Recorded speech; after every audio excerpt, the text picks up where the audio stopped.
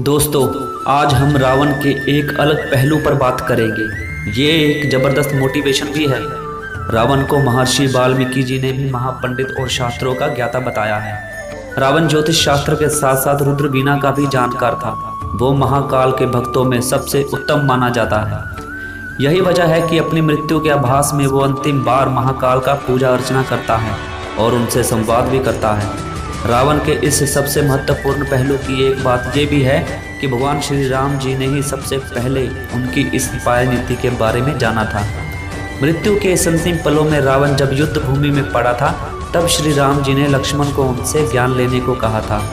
रावण के 8 वचन नीति शास्त्र में सबसे उत्तम भी माने जाते हैं। यही वजह है कि रावण को लक्ष्मण का गुरु भी कहा गया है। वही लक्ष्मण जो युद्ध में रावण की मृत्यु का पल प्रतिपल यत्न कर रहे थे, उन्हें रावण ने ये गुरु ज्ञान भी दिया। ऐसा कहा जाता है कि ये 8 बातें गीता के ज्ञान की तरह ही महत्वपूर्ण हैं। इन 8 बातों में जीवन का संपूर्ण ज्ञान छिपा हुआ है। श्री राम जी ने लक्ष्मण को कहा था कि रावण के प्राण निकलने से पहले उनसे ज्ञान ले लो। जब लक्ष्मण रावण के पास पहुंचे तो रावण ने कहा, यदि तुम एक शिष्य की तरह आए हो तो तुम मेरे चरणों के पास बैठो। सबसे पहले गुरु का सम्मान करना सीखना है।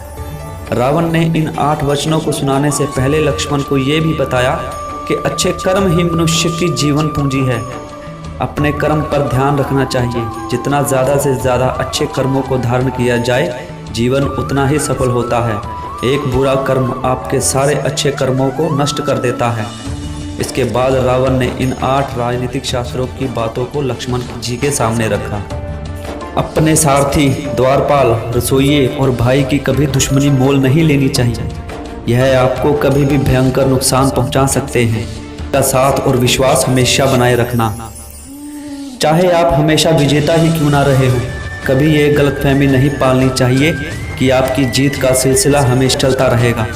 हार के लिए तैयार रहना और उस समय क्या करेंगे के लिए विचार भी करना। जो आपकी आलोचना करते हैं, ऐसे मंत्रियों का हमेशा सम्मान करना चाहिए। वह आपके सच्चे हितैषी हैं और आपको उनसे हमेशा सही जानकारियां ही मिलेंगी। अपने दुश्मन को कभी कमज़ोर ना समझें। मैंने ये गलती हनुमान को कमज़ोर समझ के की थी। मैं हनुमान की महान शक्ति को पहचान नहीं पाया। आप भाग्य को नहीं बदल सकते हैं। कभी इस बात का गुमान नहीं पालना चाहिए कि आप सितारों की चाल को बदल देंगे। हमारे साथ वही होगा जो हमारे भाग्य में लिखा है। चाहे भगवान के खिलाफ हो या भगवान की शरण में हो, जो भी करो पूर्ण समर्पण से करो। यदि भगवान के पक्ष में हो तो कभी संदेह मत करो और पूर्ण समर्पण करो। इसी तरह यदि विरोध में हो तो पूर्णता के साथ विरोध करो। जिस राजा को यश की प्राप्ति करना हो, उसे सिर उठाने के कुछ क्षणों में ही लालच को त्यागने की कला आनी चाहिए। यानी ऐसे राजा को लालच का विचार आते ही उसे जहर के समान मानना चाहिए। राजा को किसी के साथ भी छोटे से छोटा अच्छा काम करने का मौका नहीं चूकना चाहिए।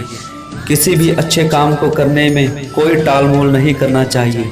अच्छा काम अच्छा भाग्य लाता है और जो इसे टालते हैं वे दुर्भाग्यशाली होते हैं।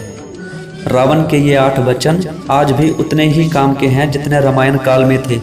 रावण के नकारात्मक पहलू के बावजूद उनसे ज्ञान लेने की भगवान द्वारा दी गई प्रेरणा ये भी बताती है कि आप अपने दुश्मन और बुरे से बुरा काम करने वाले से भी कुछ सीख सकते हैं या उनसे सकारात्मक पहलुओं को जान सकते हैं।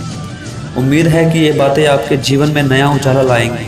अगर वीडियो अच्छी लगे तो अपने सगे संबंधियों को ज़रूर शेयर करें और हमारे चैनल को ज़रूर सब्सक्राइब करें।